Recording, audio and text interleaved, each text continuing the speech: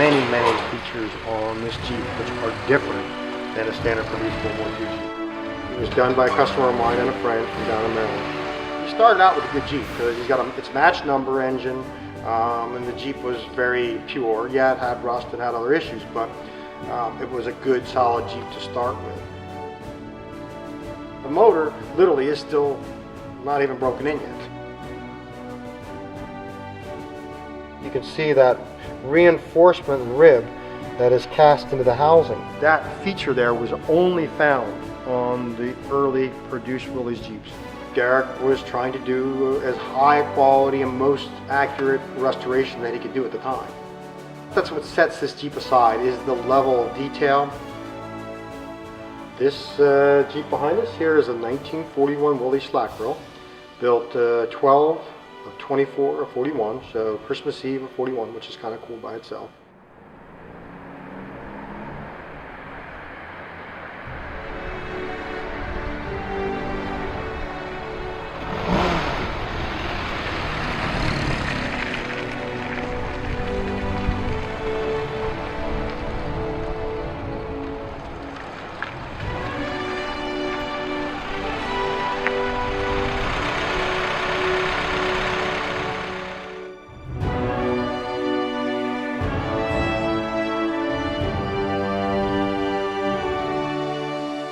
Slat being bars, and this grille obviously being made literally from steel slats. It gives it a unique, obviously, look in retrospective terms, in terms of looking at a press grille, which Henry Ford was the one who came up with that design.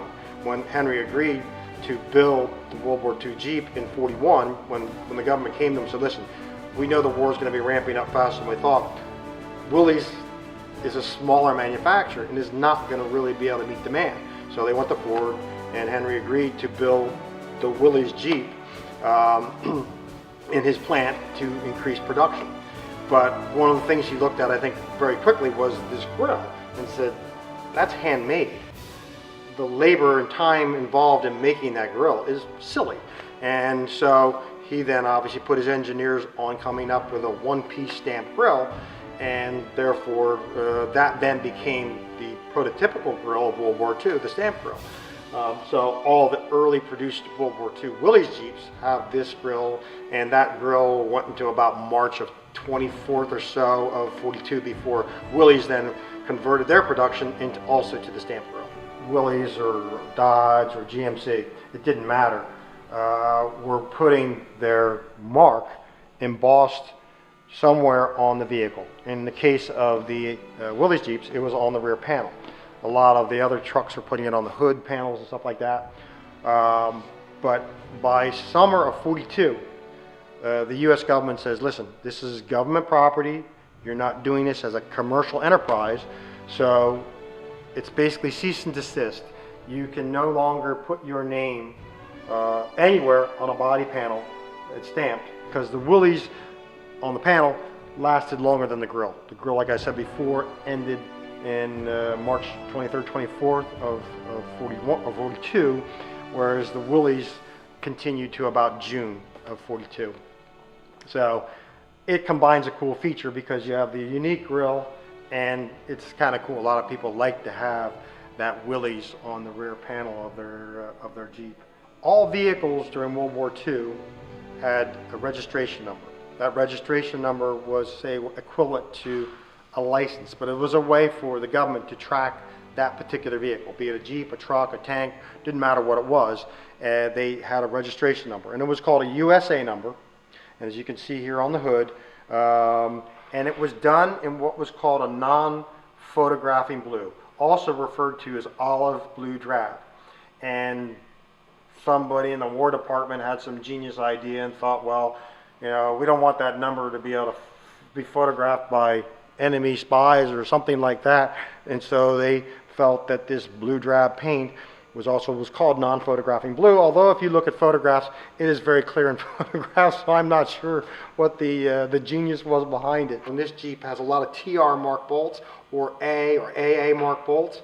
All that was done in terms of if the bolts were there, then he preserved them, or if they were missing, going out and hunting down the parts, or bolts in this case, that were missing, so that all your little brackets and stuff actually have the correct marking on the head. And that takes time. It can be really challenging to find those bits because a lot of stuff isn't reproduced. So you're having to go and scavenge off of another slat grill, hardware and pieces that you need to complete yours. In the case of this, it is original U.S. tub. The metal that went into it as replacement is all U.S. supplied. There's no Filipino and otherwise import metal parts that went into the body. I take that back. There is some import parts that went into it, but they're from New Zealand. A guy down in Christchurch, John Giesing, did provide him some of the panels, but he was known as selling the highest quality parts you could buy at the time in terms of if he was making metal parts. It's over 100 and some characteristics that distinguish a slat grill from a production Jeep. And there's a ton of them here under the hood. There's an early intake manifold, which has no ports on the runners here to hook in for vacuum. That's uniquely early slat grill.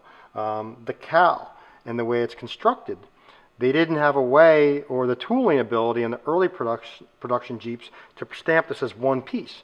So as you can see, they pieced it, and there's a separate reinforcement that goes in behind here, and the cowl was wrapped around that and spot welded to that.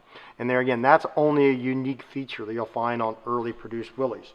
The pancake air cleaner, as it's called, there again, that's a unique early production feature.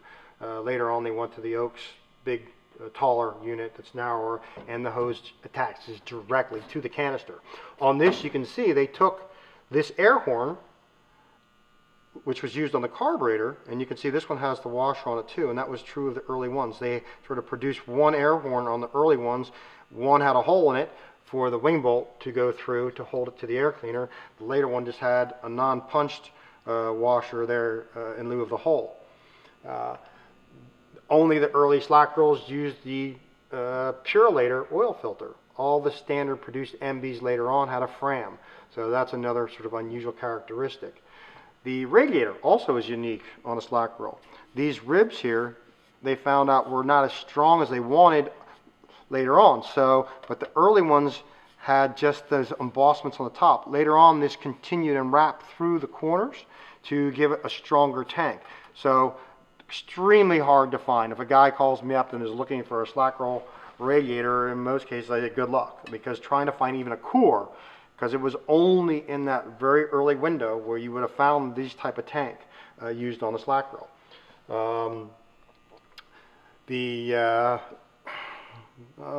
Everything else generally in the layout under here is more or less the same. The regulator, the battery, the fuel filter. There's a little nuance difference on the casting on the fuel filter housing. But anyway, this represents also just a really proper clean engine bar. All your ground straps are correct, the way they hook to the cables. Back in here, your grounding for your speedometer cable, your temp sensor, your parking brake cable. Of course, on your hood grounds here, and then up front you have the small grounds on the welting. Also on a slat grill, the rivets here, as you can see, were done in reverse of what was later considered standard.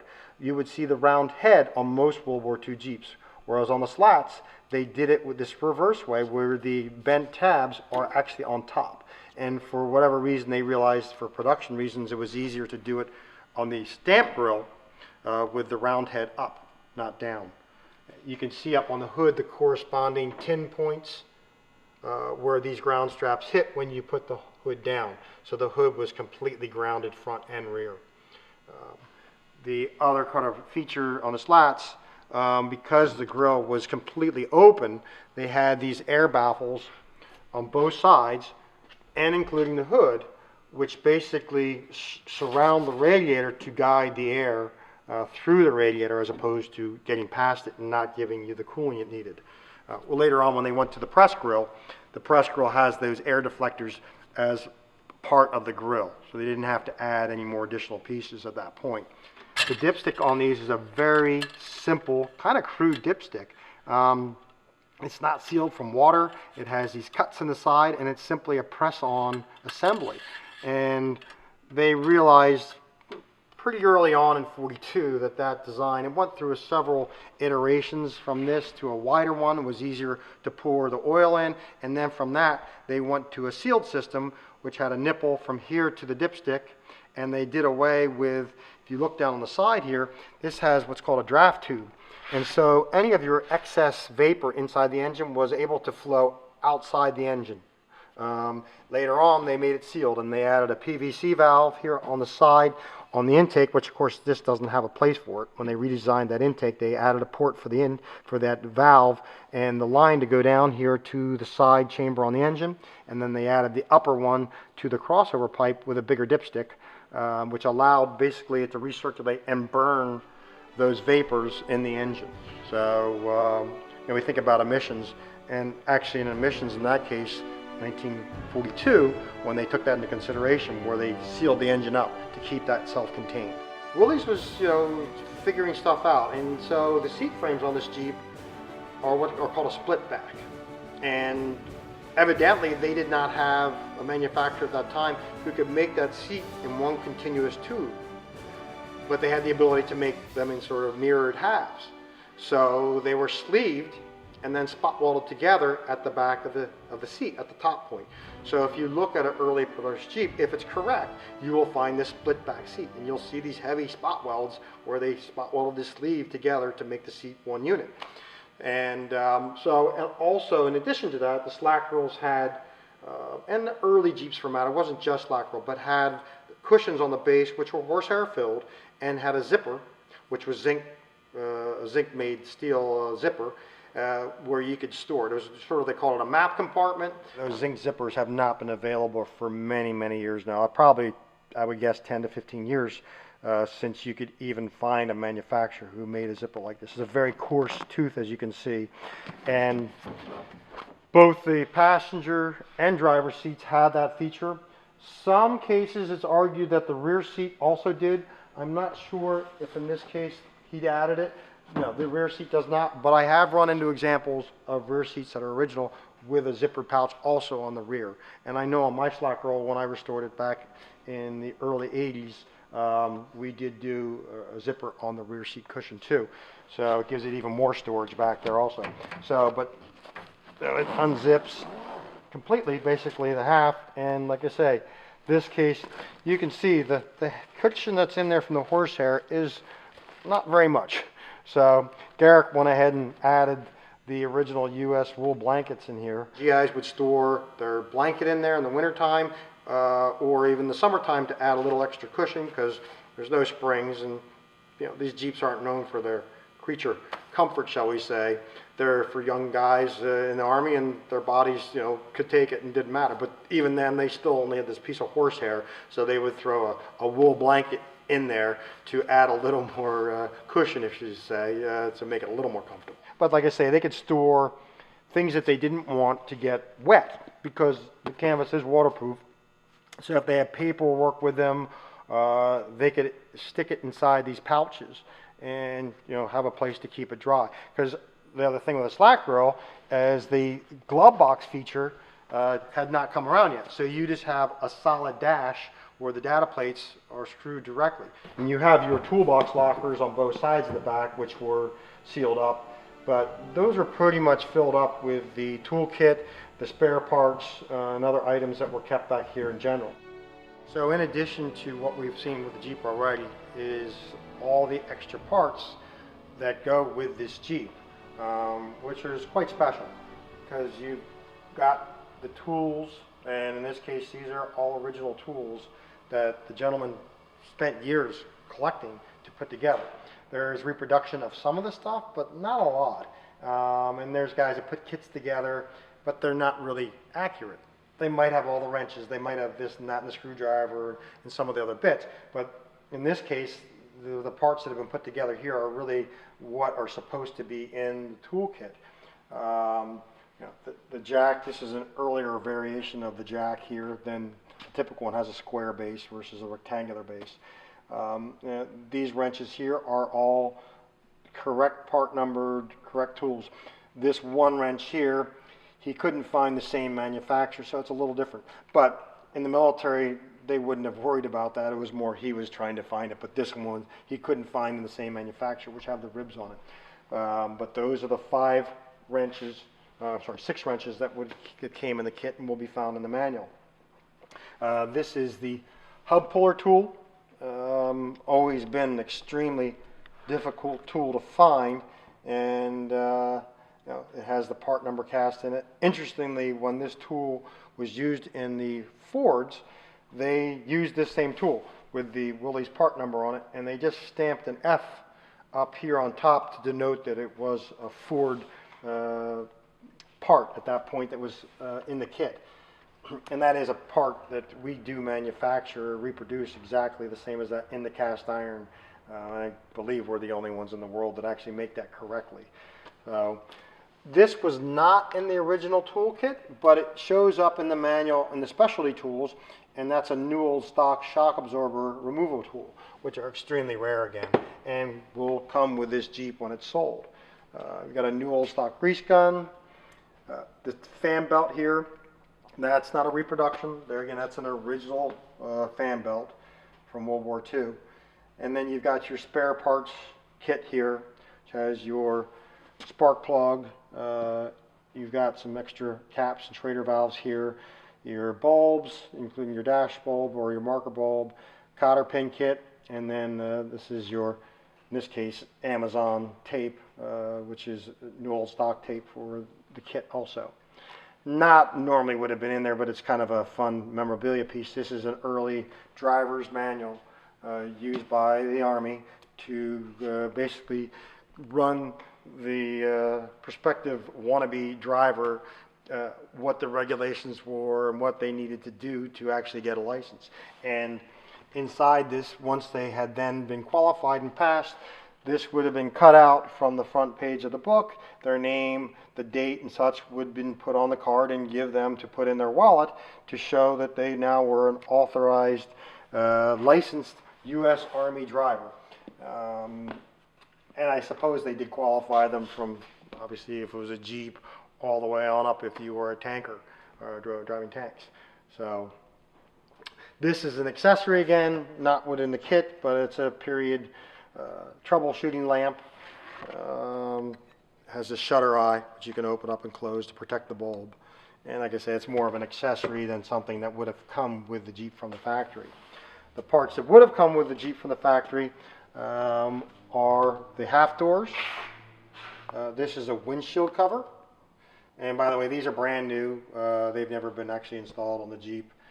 And then your top. And last but not least, these were headlight covers. All surfaces on the Jeep that could potentially reflect had covers. So if you were in a combat zone and the windshield was down, obviously that's a very bright surface that could reflect and could be seen by an aircraft, an enemy aircraft, very, very far distance away.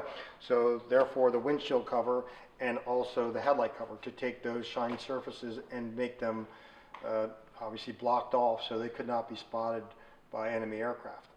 So, but as a whole, this kit and the parts related to it is a very valuable and nice asset that goes with this Jeep, and there again reflects also the detail that's been gone to have such a complete vehicle in its entirety. So, as a bonus that goes with the Jeep, this is a full cover, which is nice.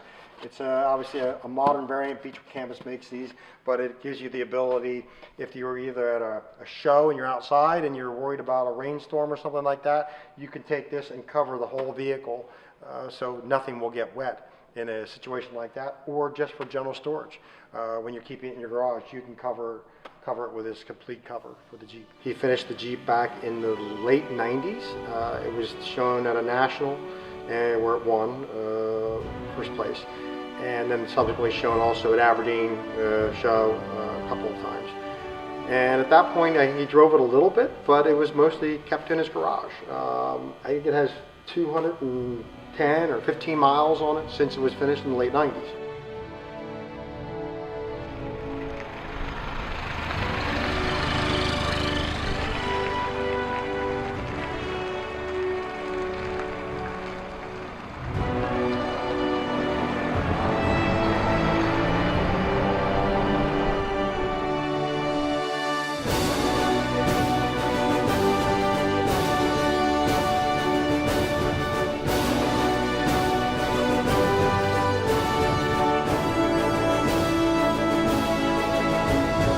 will be scene B2, take one, Mark.